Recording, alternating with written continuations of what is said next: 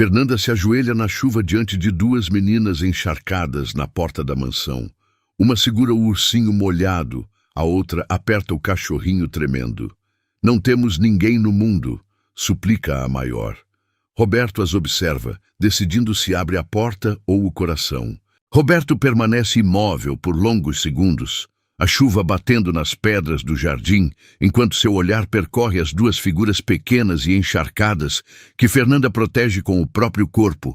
E algo dentro dele, algo que estava morto há 2 anos, se mexe levemente quando vê a determinação nos olhos da menina mais velha, que aperta o cachorrinho molhado contra o peito, como se aquele animal fosse sua única conexão com alguma segurança no mundo.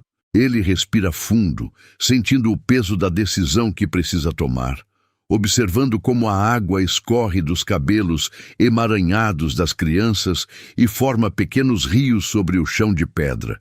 E antes que possa mudar de ideia ou racionalizar demais a situação, ele se afasta da porta e faz um gesto brusco com a cabeça. Traga elas para dentro, Fernanda, diz com voz controlada, mas sem a frieza habitual que costuma usar com todos ao seu redor. Antes que peguem pneumonia aí fora.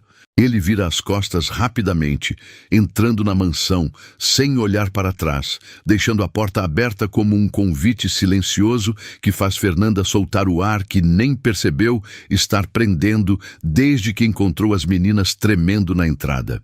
Fernanda não hesita nem por um segundo, puxando as duas meninas pela mão e subindo os degraus escorregadios com cuidado extremo, sussurrando palavras de encorajamento enquanto as conduz para dentro do hall luxuoso, onde a luz dourada dos lustres de cristal contrasta brutalmente com suas roupas encharcadas e sujas de lama seca.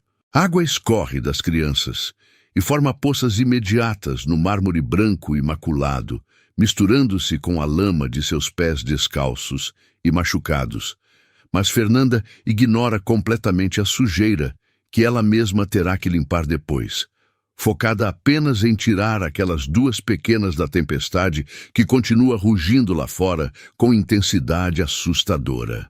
Roberto está parado no centro do hall, de costas para elas, as mãos enterradas nos bolsos da calça do terno azul escuro, que está levemente úmido nos ombros pela chuva que o alcançou, e sua postura rígida indica claramente que ele está travando uma batalha interna consigo mesmo, questionando sua própria decisão de permitir que estranhas entrassem em seu santuário cuidadosamente controlado nos últimos 2 anos. A menina menor, que não deve ter mais que 4 anos, treme violentamente enquanto aperta o ursinho de pelúcia ensopado contra o peito magro, seus lábios roxos de frio e os dentes batendo com força audível no silêncio do hall, e Fernanda imediatamente se ajoelha para ficar na altura dela, suas mãos tocando o rosto gelado da criança com uma ternura instintiva que vem de anos cuidando de sobrinhos e vizinhos necessitados.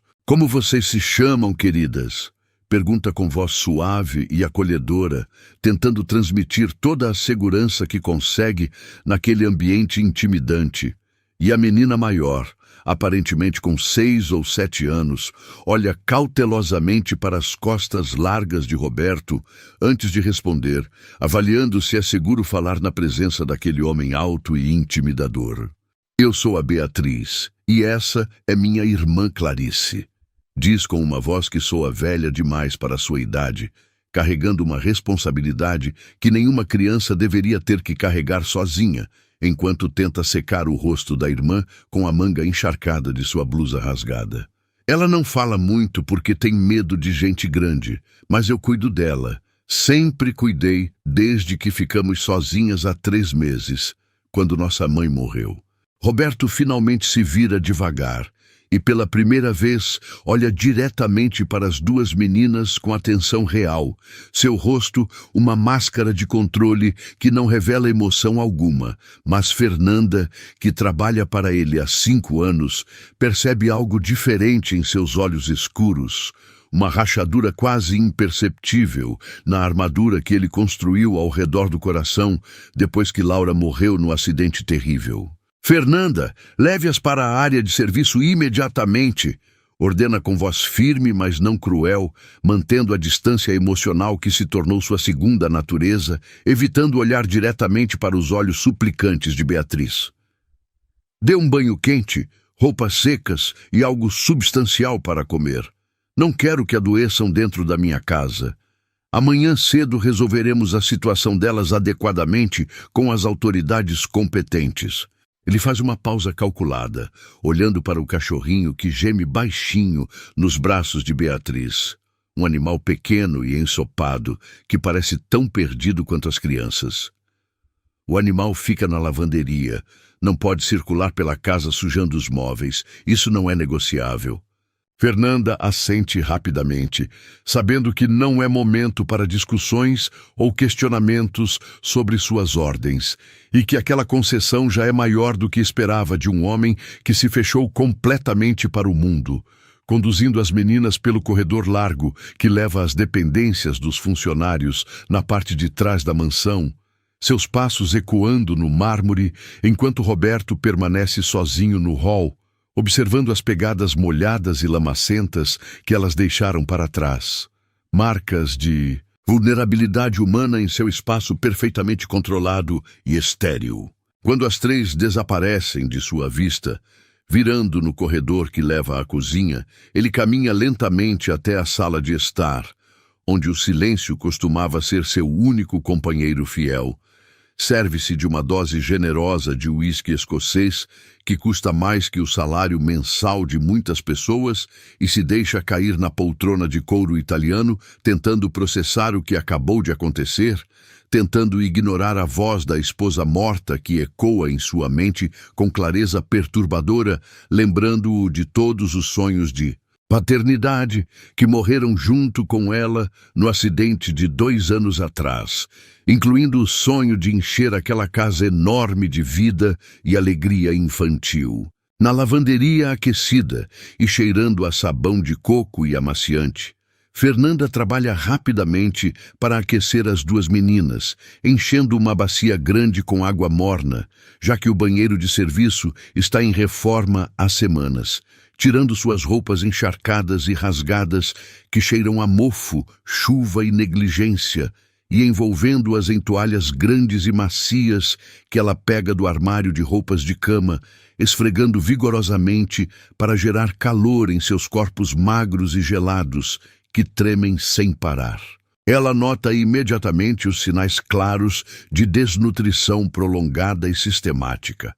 As costelas visíveis sob a pele pálida e esticada quando levantam os braços, os hematomas antigos e amarelados nos braços finos de Clarice, evidências silenciosas de uma vida difícil e negligenciada que faz seu coração se apertar de indignação e tristeza profunda.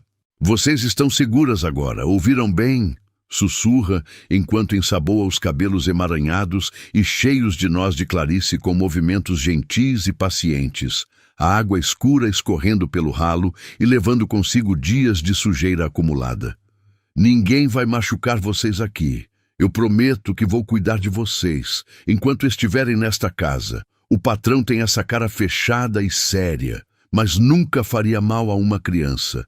Beatriz observa cada movimento de Fernanda com olhos desconfiados, mas esperançosos, ainda mantendo uma mão estendida para tocar o ombro da irmã, garantindo que ela está ali e segura, recusando-se a relaxar completamente mesmo naquele ambiente acolhedor. O homem lá, ele é muito rico, não é? Pergunta com voz hesitante e baixa, como se tivesse medo de que Roberto pudesse ouvi-la, mesmo estando tão longe, enquanto Fernanda seca seus cabelos com cuidado. A vizinha que cuidava da gente disse que ele tinha dinheiro para comprar comida para 100 anos e uma casa do tamanho de um prédio. Ele vai mandar a gente embora amanhã mesmo? A gente não tem mais nenhum lugar para ir. Fernanda para por um momento, escolhendo cuidadosamente suas palavras, não querendo mentir para aquelas crianças que claramente já sofreram demais com mentiras e promessas vazias de adultos, mas também não querendo assustar mais do que já estão assustadas. O senhor Roberto é um homem bom no fundo do coração, Beatriz. Mas ele está muito triste porque perdeu a esposa dele num acidente de carro terrível há 2 anos. Explica com voz gentil e paciente, vestindo Clarice com uma camiseta grande e macia que improvisou como camisola. Às vezes, quando as pessoas ficam muito tristes, elas esquecem como ser carinhosas com os outros e se fecham num mundo só delas, construindo muros altos. Mas eu trabalho aqui há muito tempo e sei que no fundo ele tem um coração generoso e bondoso. Só está machucado demais para mostrar isso agora. Depois de vesti-las com roupas limpas e secas que encontra em seus próprios pertences guardados no armário, roupas que ficam grandes demais nos corpos pequenos das meninas, mas que pelo menos estão secas, quentes e cheirosas, Fernanda as leva para a cozinha espaçosa e bem iluminada, onde o cheiro de limpeza se mistura agora com o aroma reconfortante de leite quente e pão torrado. Ela prepara chocolate quente bem doce e cremoso e sanduíches generosos de queijo derretido com presunto, observando com o coração partido como elas devoram a comida com uma fome desesperada e animal, segurando os sanduíches com as 2 mãos pequenas, como se alguém fosse tirá-los a qualquer momento, confirmando suas suspeitas sobre a fome crônica e o abandono prolongado que vinham sofrendo. Clarice finalmente relaxa o suficiente para soltar o ursinho ensopado sobre a mesa e segurar o copo de chocolate com as 2 mãos pequenas e trêmulas, bebendo em goles grandes e rápidos que deixam um bigode marrom de chocolate em seu lábio superior fino, fazendo Beatriz sorrir pela primeira vez desde que chegaram naquela casa desconhecida, um sorriso fraco, mas genuíno, que ilumina seu rosto cansado e preocupado.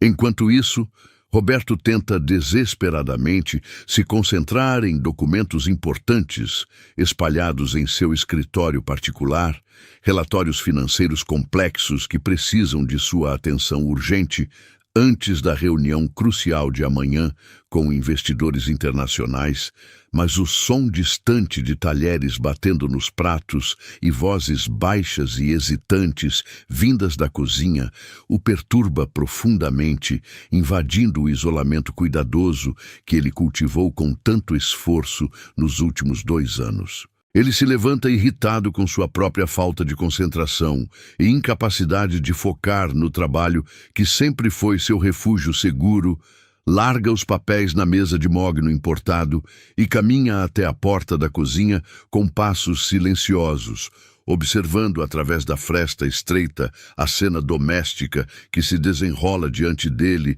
sem que ninguém perceba sua presença vigilante. Fernanda está sentada à mesa grande de madeira com as meninas, e o cachorro, agora seco e parecendo uma pequena bola de pelos castanhos e brancos, lambe migalhas da mão estendida de Clarice, criando uma atmosfera de calor e normalidade que sua casa não conhece há anos, uma cena que ele viu tantas vezes em seus sonhos antes da tragédia, que mudou tudo. Beatriz percebe sua presença primeiro, seus instintos de sobrevivência aguçados por meses de incerteza e perigo, ficando rígida na cadeira e parando de comer imediatamente, o sanduíche pela metade caindo de sua mão sobre o prato de porcelana, e Roberto sente uma pontada inesperada de culpa ao ver o medo instantâneo que toma conta dos olhos castanhos da menina, percebendo que para ela ele representa uma ameaça potencial e não um salvador.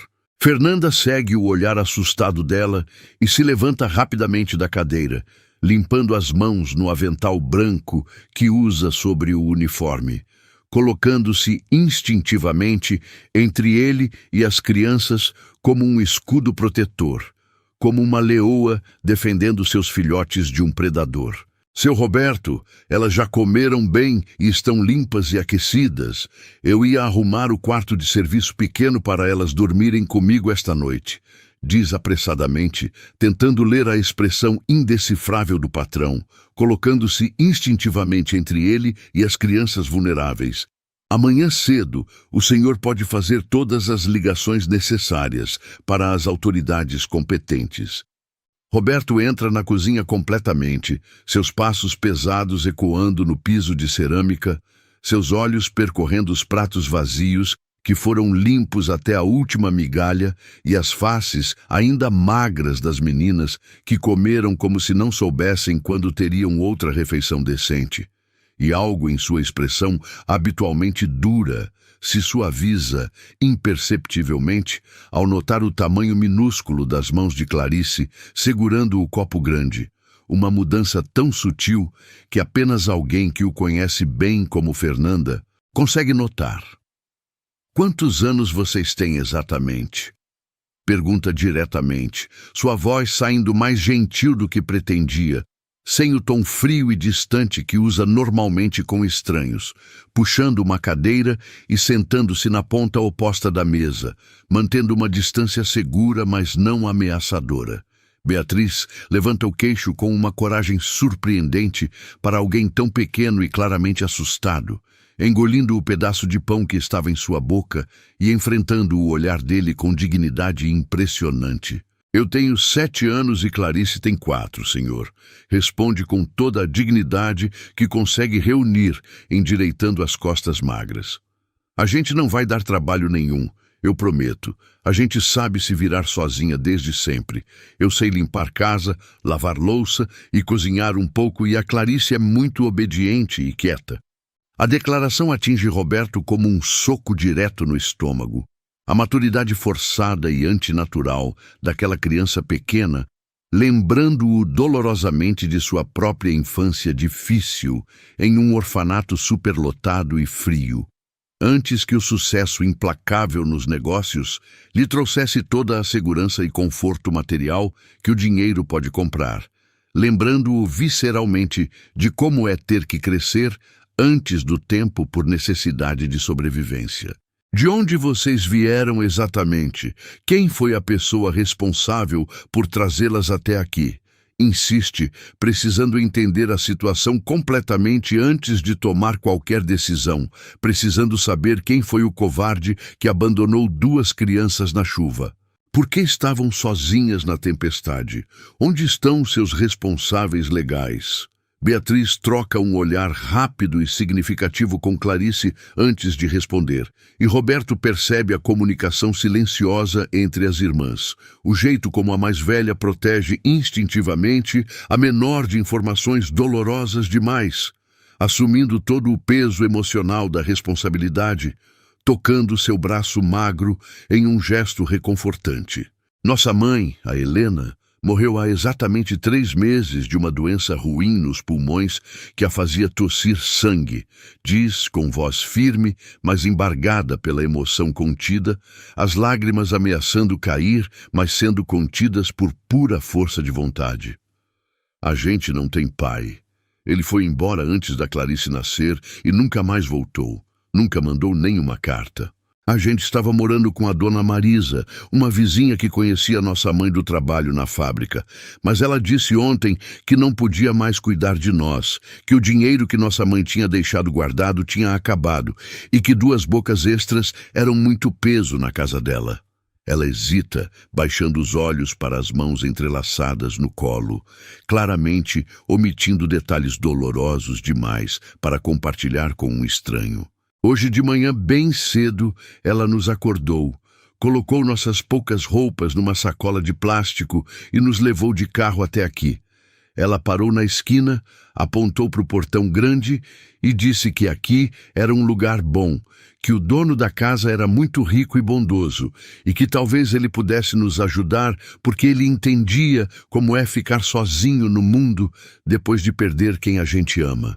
Roberto sente a raiva crescer dentro dele como uma onda quente e pulsante, não pelas meninas inocentes diante dele, mas pela covardia absurda e cruel de adultos que simplesmente abandonam crianças indefesas como se fossem lixo descartável, empurrando sua responsabilidade para outros sem o menor remorso. Essa vizinha, ela disse meu nome especificamente. Como ela sabia exatamente onde eu morava e quem eu era? pergunta com a mandíbula tensa, tentando controlar a indignação que cresce em seu peito. Beatriz balança a cabeça negativamente, os cabelos ainda úmidos, balançando ao redor de seu rosto magro e pálido. Ela só disse que era uma casa muito grande com portão de ferro preto e jardim bonito, que o homem que morava aqui tinha perdido a esposa há pouco tempo num acidente e ficado muito sozinho numa casa enorme, que talvez ele entendesse como é estar triste e sozinho e precisando de alguém para cuidar. A menção direta e crua à sua viuvez e solidão faz Roberto cerrar os punhos com força sobre a mesa, os nós dos dedos ficando brancos de tensão, percebendo que alguém usou sua tragédia pessoal e conhecida publicamente como justificativa conveniente para abandonar 2 crianças em sua porta, como se ele fosse uma instituição de caridade obrigada a resolver os problemas alheios. Ele olha fixamente para Clarice, que permanece calada, mas o observa com olhos grandes e assustados, segurando a mão de Beatriz com força debaixo da mesa. E sente algo estranho e desconfortável se mexer em seu peito, uma mistura confusa de proteção e identificação que não experimenta há muito tempo, desde antes de perder Laura e se fechar para o mundo. Fernanda percebe a tensão crescente no maxilar de Roberto e a rigidez de seus ombros e intervém suavemente, tocando seu braço com cuidado e delicadeza. Seu Roberto, elas estão completamente exaustas. Olhe para os olhinhos delas. Precisam dormir urgentemente. Diz com voz cuidadosa, mas firme, notando as olheiras profundas no rosto das crianças. Amanhã de manhã podemos conversar mais e decidir calmamente o que fazer, mas agora elas precisam de descanso e segurança. Roberto concorda com um aceno brusco da cabeça, sentindo-se sufocado pela carga emocional da situação e pela presença daquelas crianças que o obrigam a sentir coisas que ele tentou enterrar junto com Laura. Coloque-as no quarto de hóspedes azul do 2º andar, aquele com vista para o jardim. Decide impulsivamente, surpreendendo até a si mesmo com a escolha, pois aquele quarto fica no corredor principal, perto do seu próprio quarto. Tem roupas limpas no armário grande, pijamas infantis que comprei numa viagem e nunca foram usados, devem servir pelo menos na maior. Fernanda arregala os olhos com surpresa genuína, sabendo exatamente de onde vieram aquelas roupas infantis guardadas cuidadosamente no armário. Das compras esperançosas que Laura fazia nos últimos meses de vida, sonhando com filhos que nunca chegaram a existir. Roupas que Roberto nunca teve coragem de doar porque eram a materialização de sonhos perdidos. Mas ela não comenta absolutamente nada sobre isso. Apenas agradece silenciosamente com um sorriso aliviado e conduz as meninas escada acima, pela escadaria larga de mármore.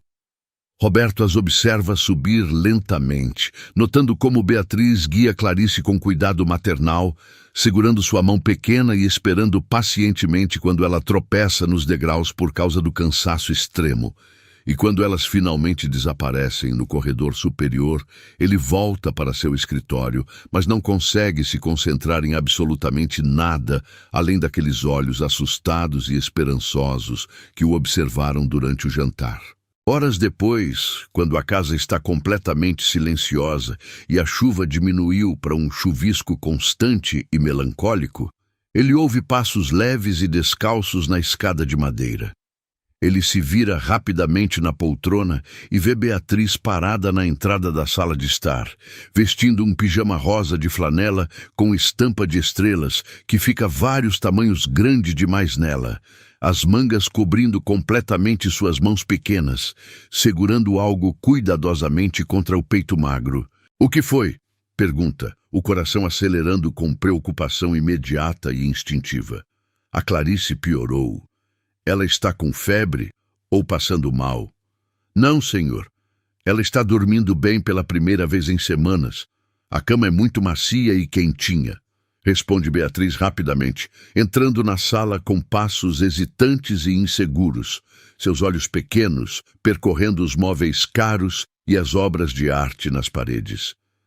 Eu precisava dar isso para o senhor antes de dormir. Não conseguia fechar os olhos sem entregar. Ela se aproxima devagar e estende um envelope amassado e manchado de umidade, as bordas rasgadas pelo tempo e uso constante.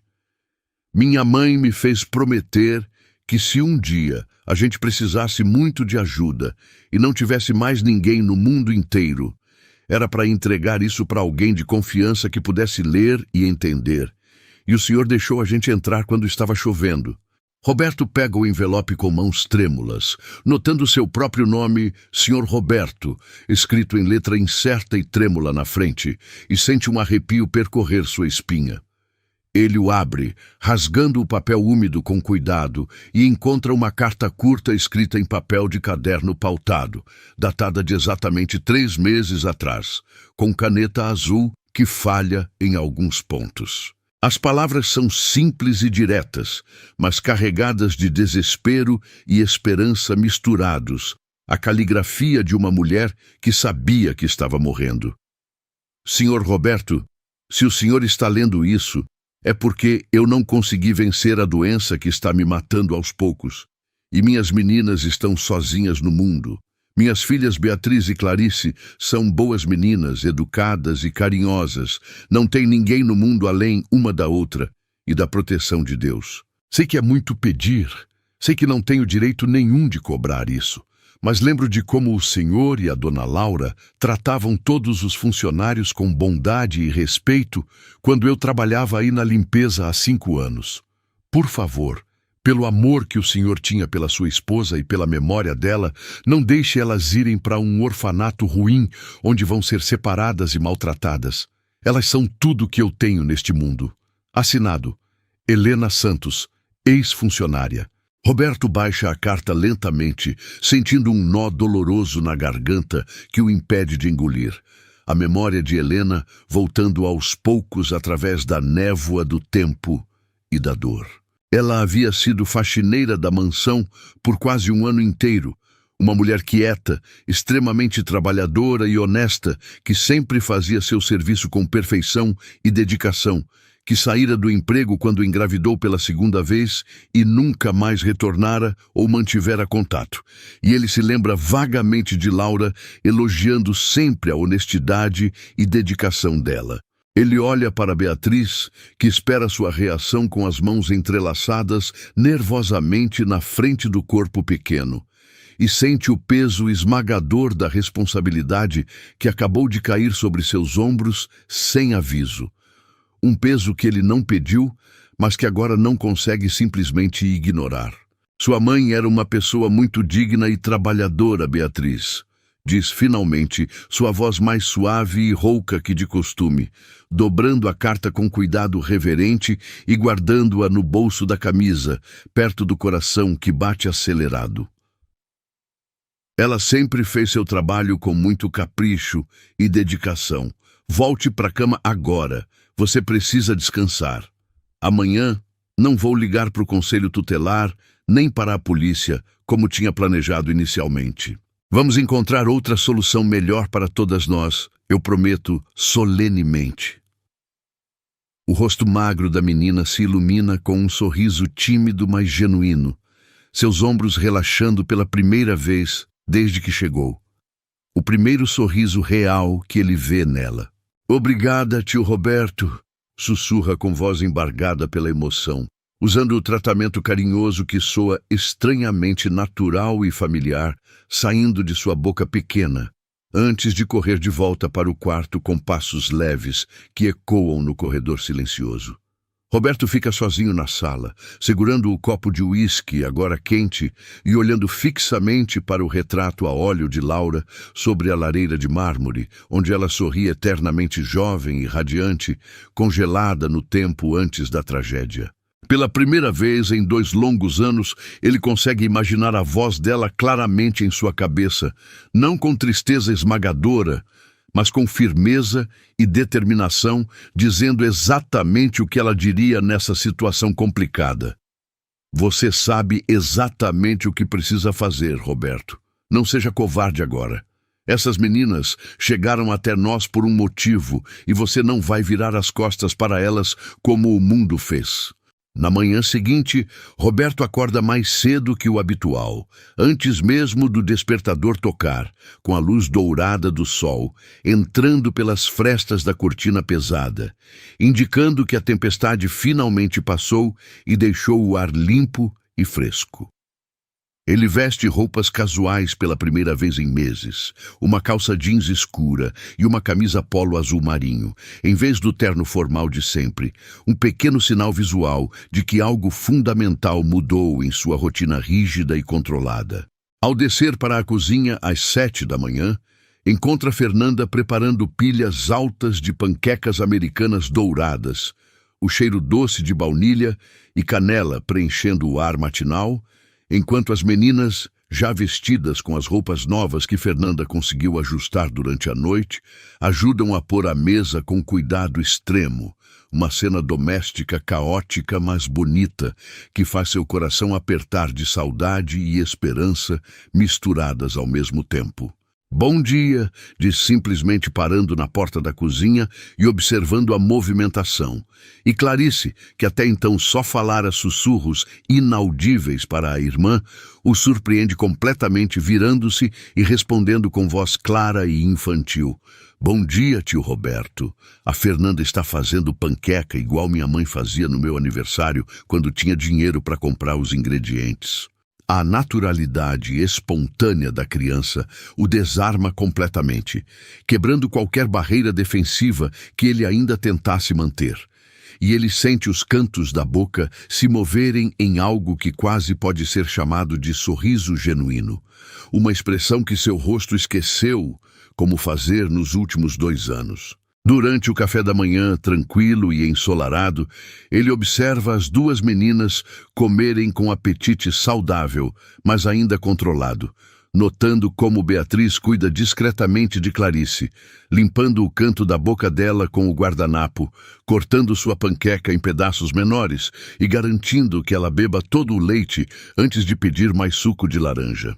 A dinâmica de proteção e cuidado entre elas o toca profundamente, lembrando-o da importância dos laços familiares que ele próprio perdeu quando seus pais morreram jovens e ele teve que lutar sozinho pelo seu império financeiro. Beatriz, Clarice, diz ele quando terminam de comer, e o silêncio confortável se instala sobre a mesa, limpando a garganta nervosamente. Eu li a carta da mãe de vocês várias vezes durante a noite. Eu me lembro bem da Helena.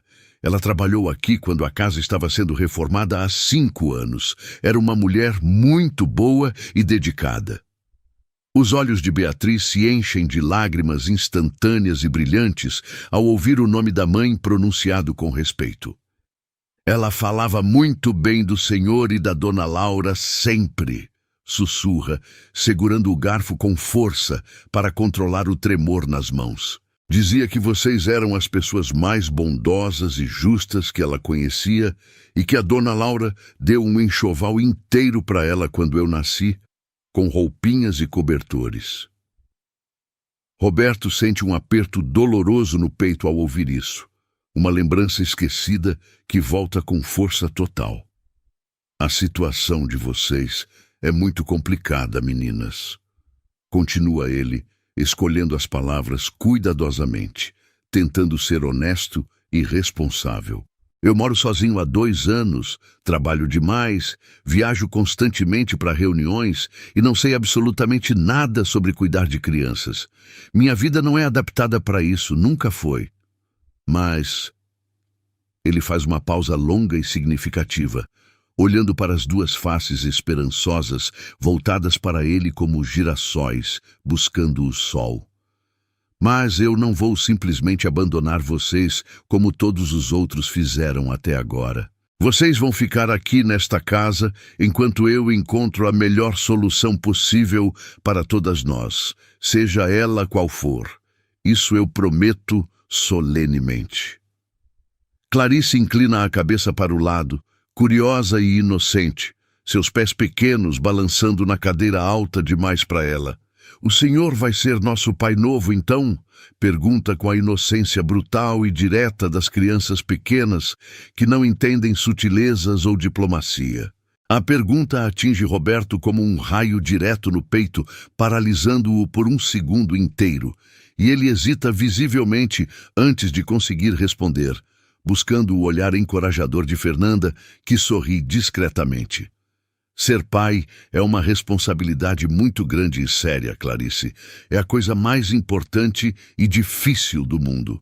Eu preciso aprender muitas coisas e descobrir se sou realmente capaz antes de poder ser o que vocês merecem e precisam. Beatriz, sempre a mais madura e perceptiva, intervém rapidamente com sua sabedoria precoce. A gente pode ensinar o senhor como fazer, oferece com seriedade tocante e madura demais para sua idade. A gente sabe fazer muita coisa sozinha, pode ajudar na casa com tudo, não vai dar trabalho nenhum. Eu prometo que a Clarice não vai riscar as paredes nem quebrar nada. O Roberto sente o peito apertar dolorosamente com a determinação desesperada daquela menina pequena em garantir um teto seguro. E percebe que sua decisão já está praticamente tomada em seu coração, mesmo que ainda não tenha coragem de admitir completamente para si mesmo. O dia passa rapidamente numa mistura surreal de rotina de trabalho e caos infantil completamente novo.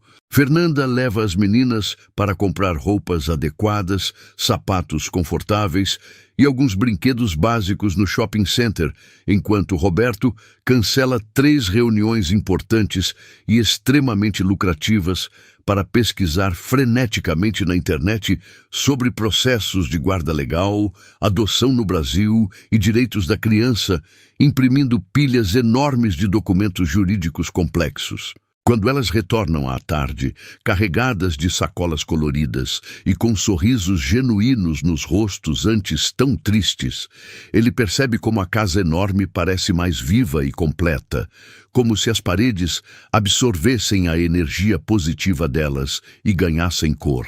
Durante o jantar animado, Clarice conta entusiasmada sobre o passeio, descrevendo cada detalhe da vitrine de brinquedos e do sorvete de chocolate que tomaram com o entusiasmo típico e contagiante de uma criança de 4 anos que nunca teve muitas experiências boas na vida.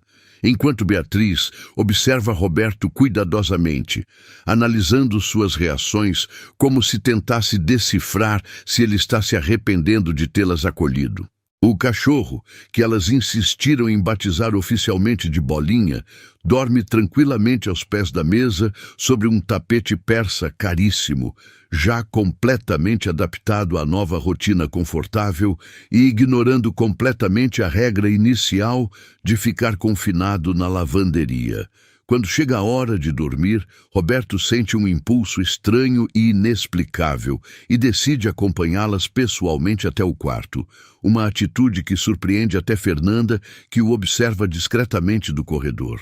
Ele as observa se acomodarem juntas na cama grande, Clarice abraçada ao ursinho, agora limpo e cheiroso, e Beatriz segurando a mão pequena da irmã sob o edredom macio, e sente uma proteção feroz e completamente inédita crescer em seu peito como uma chama quente. Tio Roberto, chama Beatriz quando ele está prestes a apagar a luz e sair do quarto. Muito obrigada por não ter mandado a gente embora hoje, mesmo a gente sendo estranhas e dando trabalho. Roberto para na porta, profundamente emocionado pela gratidão simples e sincera da menina que esperava ser rejeitada mais uma vez. Obrigada por ter me dado a chance de finalmente fazer a coisa certa na vida, Beatriz. Responde ele com honestidade crua, surpreendendo-se com a verdade absoluta de suas próprias palavras. Mais tarde, sozinho em seu escritório com a casa mergulhada no silêncio reconfortante da noite, Roberto pega o telefone e liga para o celular pessoal de seu advogado, ignorando completamente o horário tardio e inconveniente. Dr. Mendes, desculpe incomodar na madrugada, mas é extremamente urgente. Diz com voz firme e decidida, girando a cadeira para olhar o jardim iluminado pela lua. Preciso que prepare toda a documentação necessária para um pedido de guarda provisória urgente. 2 meninas, irmãs, 7 e 4 anos, órfãs de mãe e sem pai conhecido. Quero que seja o mais rápido humanamente possível. Quero blindar qualquer possibilidade de parentes distantes aparecerem reivindicando direitos. E quero que prepare simultaneamente os papéis para uma guarda definitiva e eventual adoção no futuro. Quando desliga o telefone, após uma conversa longa e detalhada, ele olha pela janela grande para o jardim iluminado pela lua cheia e sente uma paz profunda e verdadeira que não experimentava há anos. Uma quietude interna que pensou ter perdido para sempre.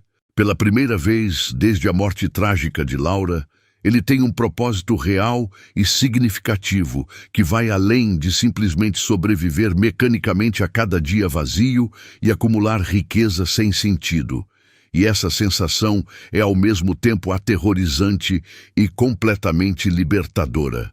Na manhã seguinte, um sábado ensolarado e cheio de possibilidades, ele é acordado não pelo despertador automático, mas por risadas agudas e genuínas vindas do Jardim dos Fundos. Ao olhar pela janela do quarto, vê Beatriz ensinando pacientemente Clarice a jogar uma bola de plástico colorida com bolinha, correndo atrás na grama ainda úmida do orvalho matinal, enquanto Fernanda observa da varanda com uma bandeja de suco fresco na mão e um sorriso maternal orgulhoso no rosto.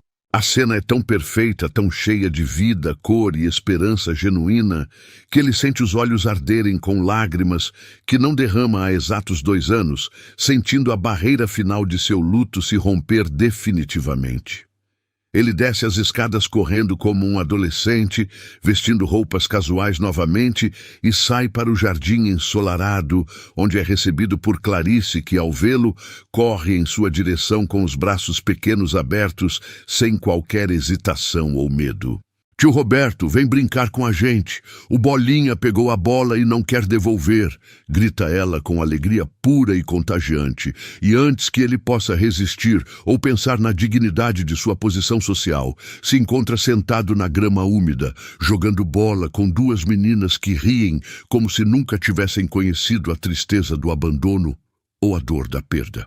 Naquele momento perfeito e transformador, observando Beatriz ajudar Clarice a chutar a bola com mais força e ouvindo suas gargalhadas cristalinas ecoarem pelo jardim que estava morto e silencioso há tanto tempo, Roberto finalmente entende profundamente o que Laura sempre tentara lhe dizer sobre a importância vital de abrir o coração para o amor verdadeiro, mesmo quando isso significa arriscar a dor terrível da perda, porque o amor é a única coisa no mundo que realmente cura e dá sentido à existência.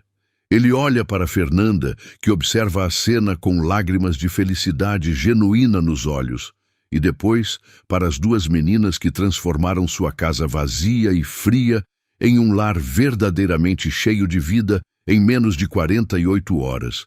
E sabe com absoluta certeza que sua decisão está tomada de forma definitiva e completamente irrevogável. Não há mais volta possível. Fernanda, chama ele, levantando-se e sacudindo a grama molhada das calças jeans, sentindo-se mais leve e vivo do que em anos. Cancele todos os meus compromissos profissionais da próxima semana inteira, inclusive a viagem milionária para Nova York. Vamos precisar de muito tempo para fazer as matrículas escolares na melhor escola particular da cidade e contratar um decorador infantil para fazer os quartos das meninas exatamente como elas quiserem. Beatriz para de correr imediatamente e o olha com olhos arregalados de esperança e descrença misturadas, enquanto Clarice continua brincando feliz com o cachorro, completamente inconsciente da importância monumental daquele momento decisivo. "O senhor tem certeza absoluta, tio Roberto?" pergunta Beatriz com a voz trêmula de emoção contida. "Isso quer dizer que a gente fica aqui? Para sempre mesmo? Ninguém mais vai separar a gente?" Roberto caminha até ela com passos decididos. Ajoelha-se na grama para ficar exatamente na altura de seus olhos e segura suas mãos pequenas e frias com firmeza e carinho. Tenho certeza absoluta e inabalável, Beatriz, diz ele, olhando no fundo dos olhos castanhos da menina com toda a sinceridade que possui. Tenho certeza de que Laura estaria extremamente orgulhosa da família que estamos começando a construir aqui juntos. E tenho certeza de que vocês não vieram parar na minha porta por simples acaso ou coincidência. Beatriz se joga em seus braços num abraço apertado e desesperado, chorando de alívio e felicidade, e Roberto a abraça de volta com força, fechando os olhos e sentindo seu coração bater forte e vivo novamente, depois de tanto tempo morto. Mas agora precisamos entrar rapidamente, diz ele, separando-se dela com um sorriso genuíno enquanto se levanta e limpa uma lágrima discreta que escorre por sua face.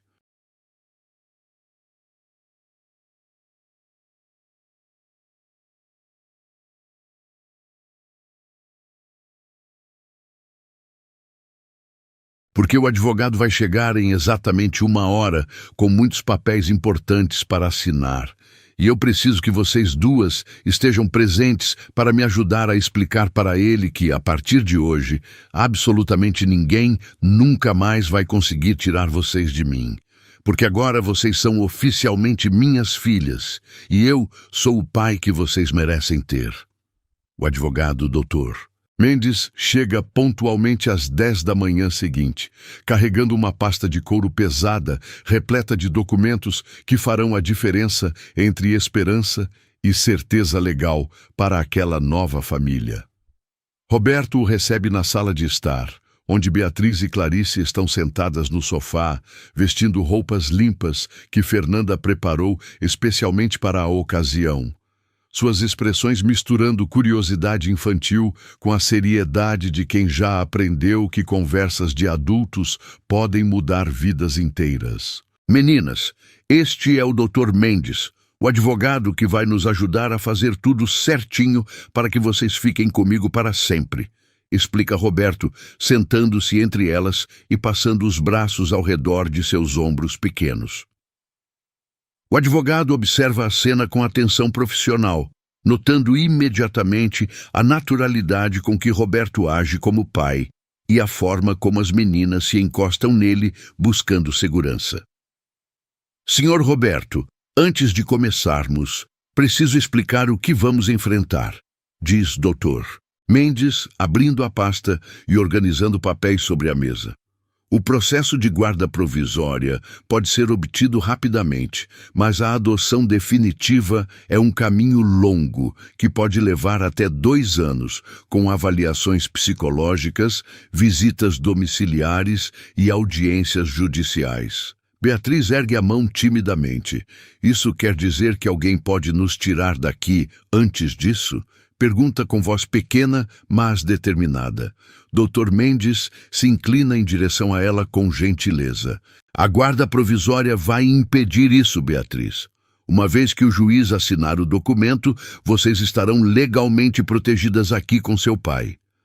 Roberto sente o coração apertar ao ouvir a palavra pai sendo usada tão naturalmente. Dr. Mendes, quanto tempo para conseguirmos essa guarda provisória? Pergunta com urgência paternal. Com os contatos certos, posso ter uma decisão judicial em 1 semana, no máximo 10 dias, responde o advogado. Mas precisamos agir rapidamente. O juiz da vara da infância é rigoroso, mas justo, e a situação de vocês é bastante favorável.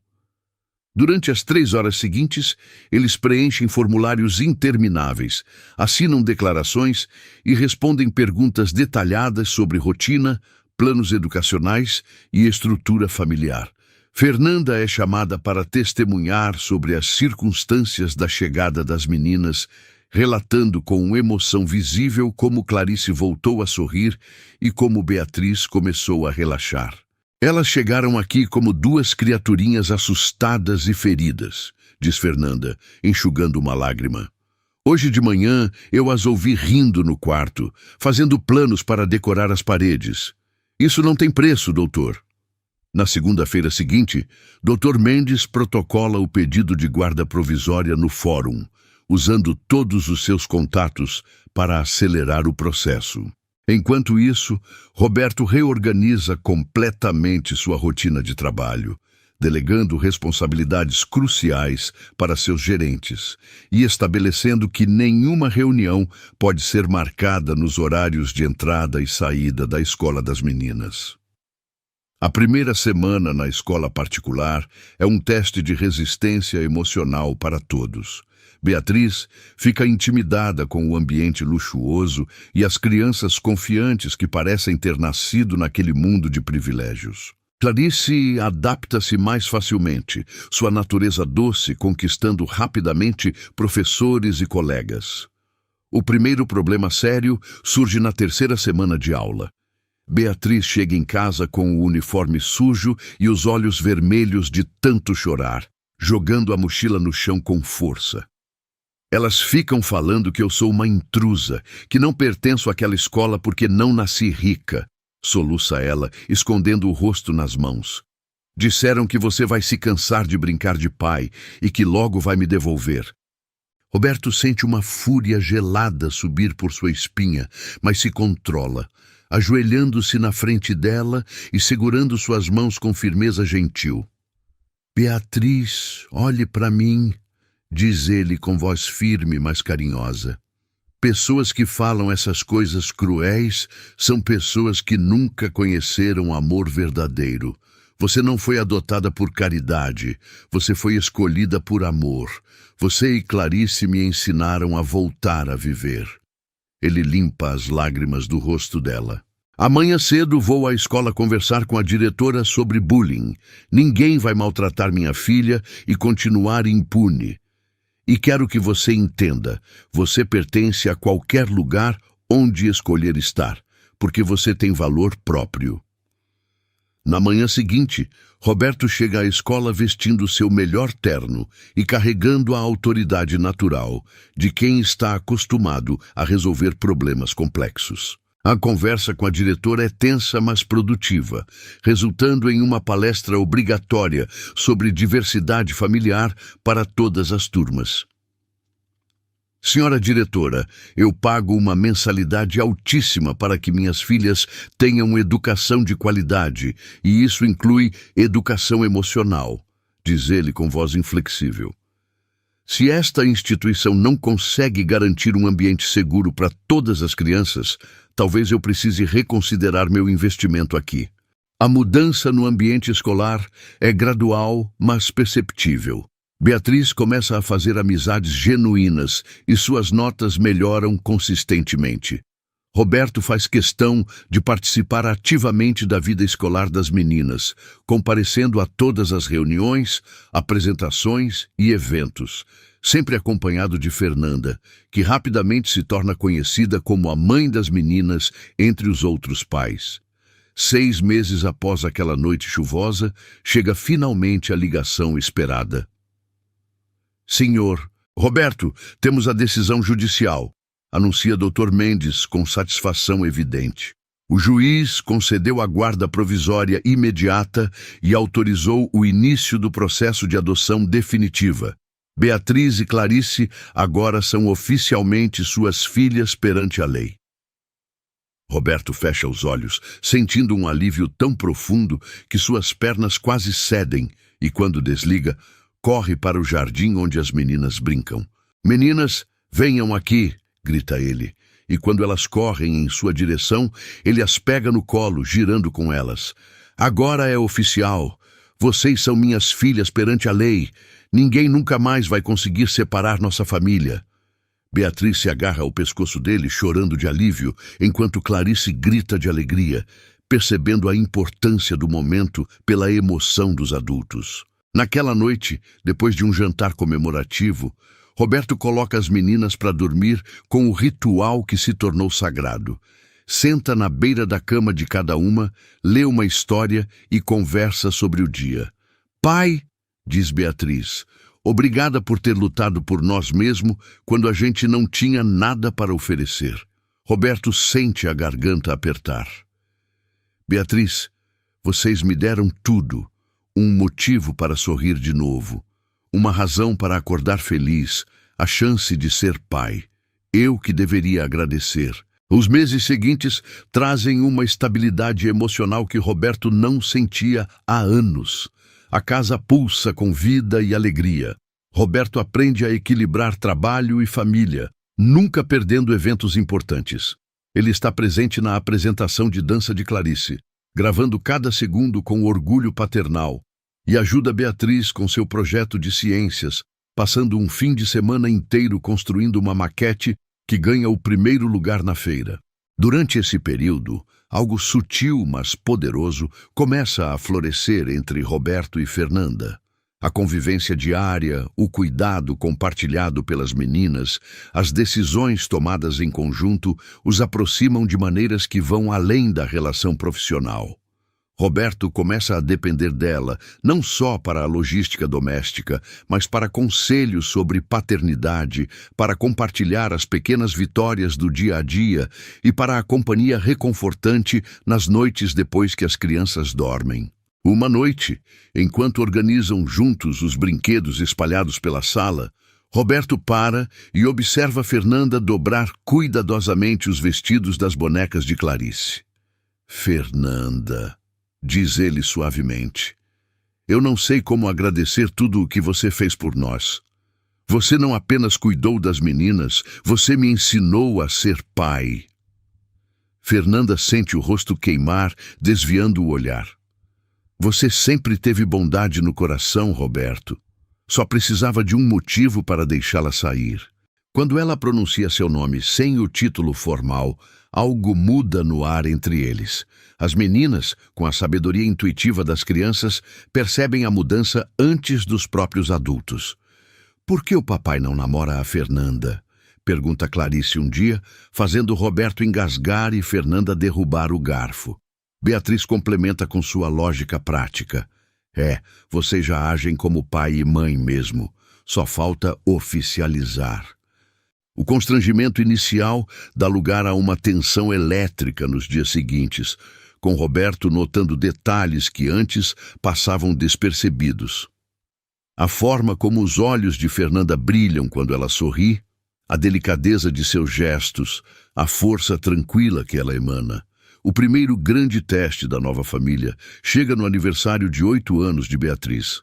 Roberto organiza uma festa elaborada no jardim, com castelo inflável, animadores e mesa de doces. Beatriz está radiante, correndo pelo jardim com amigos novos. Mas no meio da celebração, uma mulher desconhecida aparece no portão, gritando e exigindo ver as sobrinhas, alegando ser prima distante da mãe das meninas. A música para abruptamente, e Roberto sente o sangue gelar ao ver o terror no rosto de Beatriz. É uma mulher que nunca apareceu quando Helena estava morrendo, mas que agora surge alegando direitos familiares. Roberto caminha até o portão com determinação fria, fazendo um gesto para que Fernanda leve as meninas para dentro.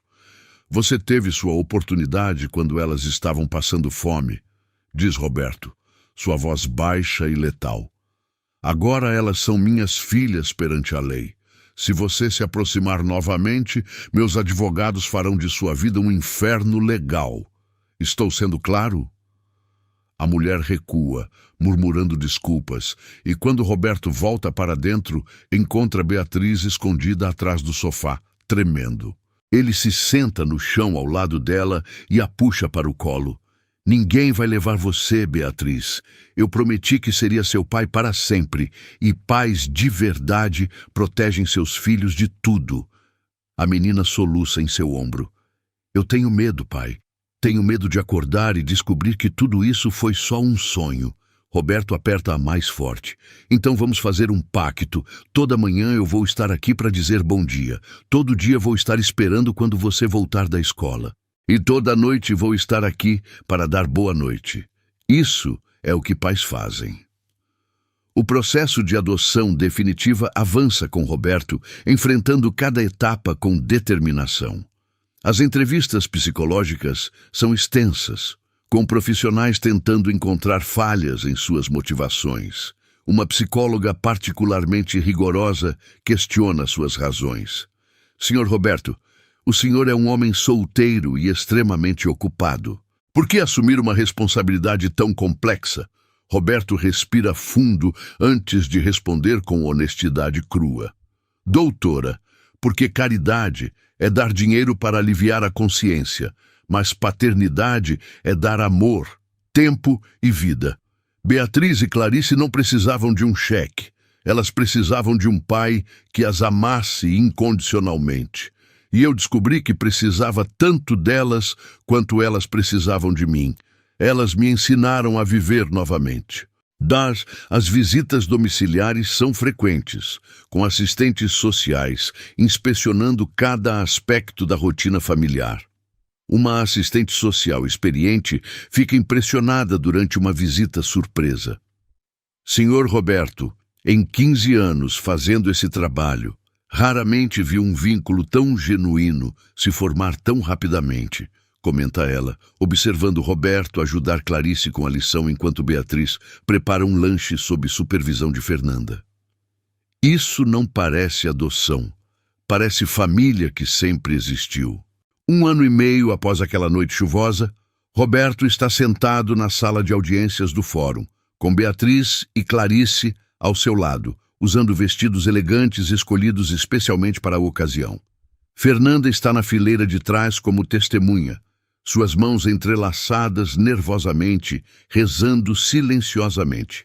O juiz, um homem idoso de cabelos brancos e expressão bondosa, revisa os volumes de documentos com atenção meticulosa. Senhor Roberto, diz o juiz finalmente, antes de proferir minha decisão, gostaria de fazer algumas perguntas diretamente às meninas. Roberto assente, apertando as mãos das filhas. Beatriz, você pode me dizer como tem sido viver com o senhor Roberto? Beatriz se levanta com postura confiante, transformada da menina assustada que chegou naquela noite.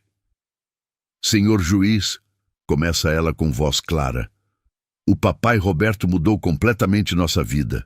Ele nos deu uma casa onde nos sentimos seguras e amadas, mas principalmente ele nos deu amor verdadeiro e incondicional. Ela faz uma pausa, limpando uma lágrima. Ele vai em todas as apresentações, mesmo quando tem reuniões importantes. Ele ajuda com lição de casa. Ele faz panquecas tortas todo domingo porque sabe que a gente adora. E ele nunca nos fez sentir que somos um peso. Ele é o melhor pai que eu poderia ter sonhado ter. O juiz assente, visivelmente tocado, e se volta para Clarice. E você, Clarice? Você também gosta de morar com o senhor Roberto? Clarice balança a cabeça energicamente. Eu amo muito meu papai. Ele lê histórias para mim toda noite. Ele me ensinou a andar de bicicleta. Ele deixa eu escolher o sabor do sorvete. E ele sempre dá beijo de boa noite. E ele prometeu que vamos ser uma família para sempre. E o papai nunca quebra promessas. O juiz fecha a pasta e remove os óculos, limpando-os lentamente enquanto o silêncio toma conta da sala. Roberto segura as mãos das meninas, seu coração batendo forte. Finalmente, o juiz se inclina para a frente e olha diretamente para Roberto. Senhor Roberto, diz ele com voz grave, em todos os meus 35 anos como juiz de família, raramente presenciei um caso tão claro de amor genuíno e transformação mútua. Está evidente que o senhor oferece o ambiente emocional estável e amoroso que toda criança merece. Ele olha para Beatriz e Clarice com carinho. Portanto, defiro integralmente o pedido de adoção definitiva. A partir deste momento, Beatriz Santos e Clarice Santos passam a se chamar Beatriz Almeida e Clarice Almeida, filhas legítimas do senhor Roberto Almeida. A sala explode em emoção. Beatriz e Clarice se jogam nos braços de Roberto, chorando de felicidade, enquanto Fernanda soluça abertamente. Roberto abraça suas filhas com força, permitindo-se finalmente chorar sem vergonha. Nós conseguimos, meninas, sussurra ele. Agora somos oficialmente uma família para sempre. Os meses seguintes são de felicidade plena. Durante esse período, o relacionamento entre Roberto e Fernanda evolui naturalmente para algo mais profundo. Eles compartilham olhares cúmplices, dividem preocupações, tomam decisões conjuntas e descobrem que formam uma equipe perfeita. Uma noite de outono, enquanto organizam a cozinha, Roberto para e observa Fernanda guardar os desenhos de Clarice na geladeira. "Fernanda", diz ele suavemente, "você já pensou em ter filhos próprios, uma família sua?" Ela fica em silêncio, considerando. "Eu sempre quis ser mãe, mas nunca tive a oportunidade. Agora eu sinto que já sou mãe. Beatriz e Clarice são minhas filhas do coração." Roberto sente algo se mexer em seu peito. "E se eu dissesse que você poderia ser mãe delas oficialmente também? Que nós poderíamos ser uma família completa?" Fernanda arregala os olhos. "Roberto, o que você está dizendo?" Ele se aproxima, segurando suas mãos. "Estou dizendo que me apaixonei por você, Fernanda. Não apenas pela forma como cuida das meninas, mas por quem você é. Estou dizendo que quero dividir minha vida com você, ser uma família de verdade." As lágrimas começam a escorrer pelo rosto de Fernanda. "Eu também me apaixonei por você, mas tinha medo de estragar tudo." Roberto beija suas mãos. "Então vamos fazer isso direito, devagar, com todo o cuidado que nossa família merece. Vamos namorar, nos conhecer melhor e quando tivermos certeza absoluta, vamos nos casar." O pedido de casamento acontece 6 meses depois, durante férias na praia. Uma tarde, enquanto as meninas constroem castelos de areia, Roberto caminha com Fernanda pela orla.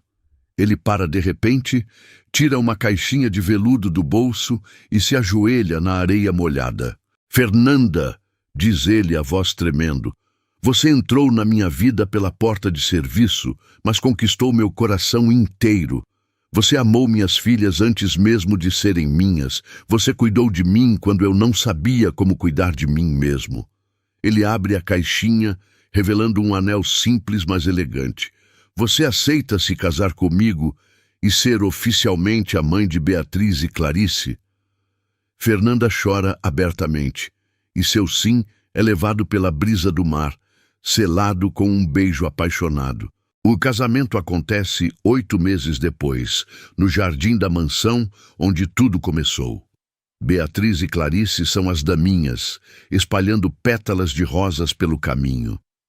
Quando Fernanda aparece vestindo um vestido simples, mas deslumbrante, Roberto sente que seu coração vai explodir. Durante a cerimônia, eles trocam votos pessoais que fazem todos chorarem. "Fernanda", diz Roberto, "você me ensinou que o coração não tem limite de capacidade. Prometo amar você todos os dias, cuidar de você sempre e construir junto o futuro mais feliz possível para nossa família." Fernanda responde com voz embargada: "Roberto, você me deu a chance de ser mãe e esposa realizada. Prometo estar ao seu lado sempre, cuidar de nossas filhas com todo amor e fazer desta casa um lar cheio de paz e alegria." Quando são declarados marido e mulher, Beatriz e Clarice correm para abraçá-los, criando um nó de braços e felicidade que simboliza perfeitamente a união daquela família. Os anos passam rapidamente, trazendo mudanças e crescimento. Beatriz se desenvolve em uma jovem inteligente, decidindo estudar direito com foco em direitos da criança. Clarice enche a casa com suas pinturas e músicas, trazendo cor e criatividade. Quando Beatriz completa 18 anos, a família organiza uma festa no jardim. Durante a celebração, ela faz um discurso emocionante. "Eu quero falar sobre família. Há 18 anos, eu nasci filha de uma mulher corajosa. Há 6 anos, me tornei filha de um homem que nos escolheu por amor. E há 4 anos, ganhei uma mãe que nos amou desde o primeiro dia." Ela olha para Roberto e Fernanda. "Papai Roberto, obrigada por ter aberto a porta naquela noite, por ter nos dado não apenas um teto, mas um lar. Mamãe Fernanda, obrigada por ter nos acolhido. por ter nos ensinado que mãe é quem cuida e ama sem condições. Vocês me deram a família mais perfeita que eu poderia sonhar. Em uma noite de dezembro, exatamente 6 anos após aquela tempestade, a família está reunida na sala decorada para o Natal. Clarice toca violão e canta uma música que compôs para a família, enquanto Beatriz organiza os presentes. Roberto e Fernanda estão no sofá, ela apoiada em seu ombro, observando suas filhas com contentamento profundo. Você se lembra daquela primeira noite? Sussurra Fernanda. Quando vi 2 crianças encharcadas na porta, nunca imaginei que elas iam transformar nossas vidas tão completamente. Roberto beija o topo da cabeça dela. Eu me lembro de cada detalhe. Me lembro de ter medo de abrir a porta, de como você não hesitou em protegê-las. Me lembro de pensar que minha vida tinha acabado e de como descobri que estava apenas começando. Naquela noite, depois que todos dormem, Roberto sai para o jardim, parando exatamente onde estava naquela noite chuvosa. Ele olha para as estrelas e sente uma gratidão profunda. Pensa em Helena e sussurra. Obrigado por ter confiado suas filhas a mim. Eu cuidei delas como você queria. Pensa em Laura. Obrigado por ter me ensinado que o coração tem espaço infinito quando o amor é verdadeiro. Na manhã seguinte, Roberto acorda com cheiro de panquecas queimadas. Ele desce e encontra Beatriz e Clarice preparando café surpresa, com a cozinha bagunçada, mas cheia de amor. Surpresa, papai! Feliz aniversário de família! Gritam elas. Roberto sente os olhos arderem, lembrando que é nessa data que elas chegaram à sua porta 6 anos atrás. Mais tarde, quando já estão se preparando para dormir, Clarice e Beatriz pedem para dormir no quarto dos pais. Logo todos estão acomodados na cama king size, como quando as meninas eram pequenas. Deitado ali, com Fernanda de um lado e suas filhas do outro, Roberto finalmente entende o verdadeiro significado de felicidade, de propósito, de vida plena. Antes de adormecer, cercado pelo calor de sua família, Roberto sussurra uma última reflexão que resume toda a jornada. Às vezes a vida nos apresenta tempestades que parecem destruir tudo, mas quando temos coragem de abrir a porta para o desconhecido, descobrimos que do lado de fora não estava a destruição, mas sim nossa salvação disfarçada de 2 crianças perdidas que, na verdade, vieram nos encontrar exatamente no momento em que mais precisávamos ser encontrados. Gostou da história? Então faz o seguinte, deixa o like para eu saber que você curte esse tipo de conteúdo, se inscreve no canal e ativa o sininho para não perder os próximos relatos. E me conta aqui nos comentários o que você achou, porque sua opinião faz toda a diferença.